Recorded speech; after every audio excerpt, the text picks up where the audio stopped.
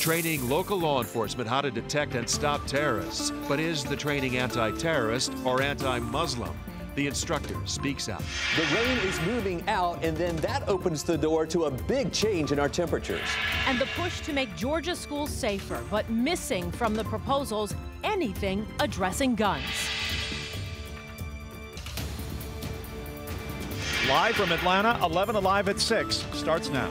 Our top story at 6, the Tex MacGyver murder trial could be facing a major obstacle before it even begins. The Atlanta attorney accused of killing his wife, Diane. He claims he accidentally shot her.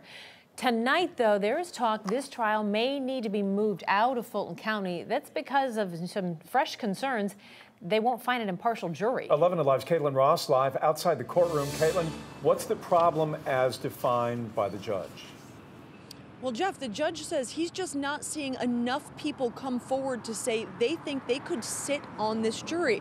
Just this morning, we had 8 jurors in a row excused for cause. That means they said, no way, no how, I gotta go. They all said they just had seen too much coverage of this and they had already formed an opinion. And most of them were presenting the same argument. They didn't buy the defense's argument that the gun went off accidentally. All of the jurors have to fill out this questionnaire that explains what happened from each perspective, the prosecution and the defense.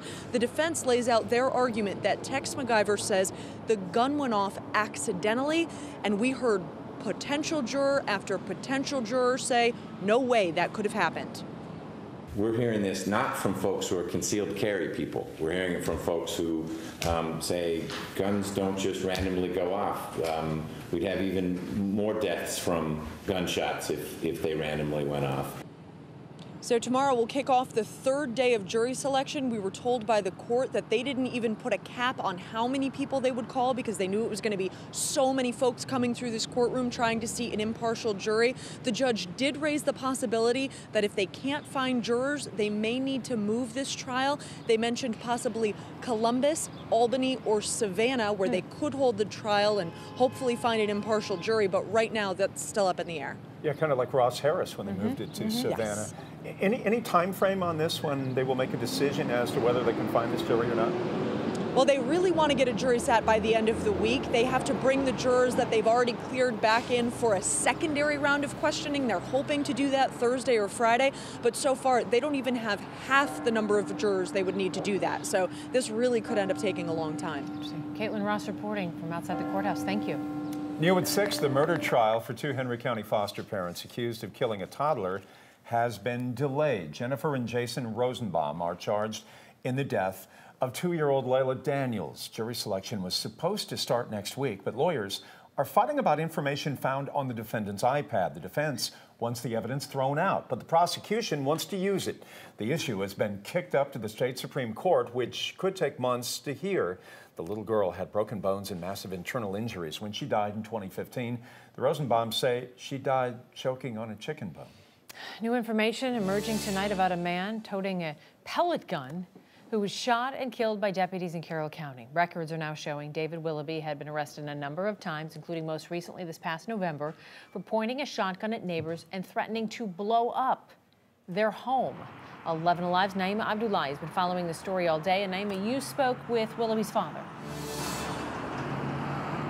And the father tells me that his son moved in with him back in November. He had plans of buying a car and moving out soon, but unfortunately that did not happen. Now, neighbors tell me despite the fact that he's only been living in the neighborhood for a short amount of time, he made several threats which are indicated in the arrest records we were able to get a hold of. Let's give you a backstory. GBI tells us that David Willoughby was shot and killed last night after deputies responded to a report of a suspicious person with a gun.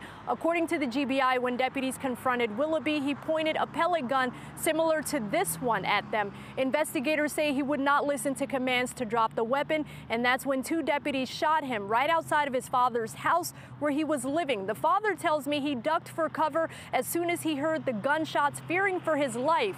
He says he understands the tough decision deputies had to make. The police don't know at night what it is. He was shot, my son was shot dead because of it. And the previous arrest record where the son made terroristic threats in the neighborhood, according to authorities, was back in November, where he was walking around in the neighborhood allegedly with a rifle, also using profanity.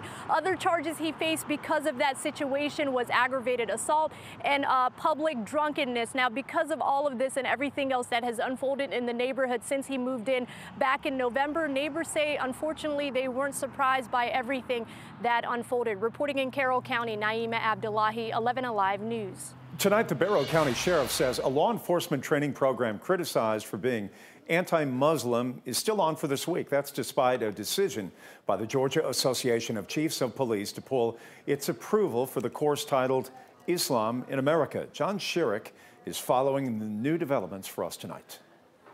He insists he's teaching protection from terrorists, not teaching hate. The majority of Muslims in this country, I firmly believe, are peaceful and law-abiding, and they too need our protection. But David Borys is under fire from Muslim groups and from the ACLU and others who accuse him of using his course to spread anti-Muslim bigotry to law enforcement officers and others in the guise of legitimate anti-terrorism training. I want a class that is unbiased in nature. And now Frank Rotundo of the Georgia Association of Chiefs of Police is suspending the use of Borys' course for chiefs and officers for now, at least until the Georgia Peace Officers Training Council reevaluates whether to continue certifying the course for law enforcement training. I don't want any biases taught in classes.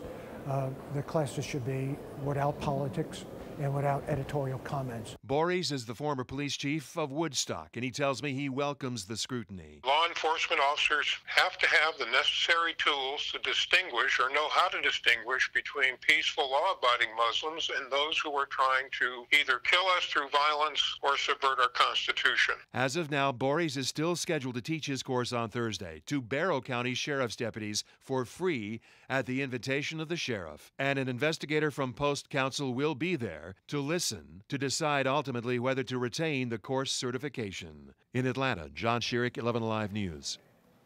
Really messy day. It was a challenging morning commute, and the morning also got just really messy if you're just trying to walk around or get from here or there. Chief Meteorologist Chris Holcomb, you warned us this is not a surprise. Well, and we hopefully saw that nicer weather come in once we got into the afternoon hours, and that was pretty much as predicted as well. We were talking about the back edge of the rain moving through after lunch and then through the afternoon, things getting better. The leftover rain is still well over to the east right now. This last little bit of shower activity with some gusty winds about to move into Rennes, Louisville, Sandersville, and Wrightsville. That'll keep moving away. Behind this now, we've got the cooler air and drier air moving in. Also, that wind is going to start kicking up too as that cooler air moves in. Now, as that rain moved out, we saw really quick improvements during the afternoon hours with the clouds that were breaking up. This is a live look right now from our Gwinnett County Tower Cam right there at the Chamber of Commerce looking toward the west. That's going to be a nice sunset tonight as it'll officially set just a little bit after 6:30 tonight. So let me show you what's happening out there right now.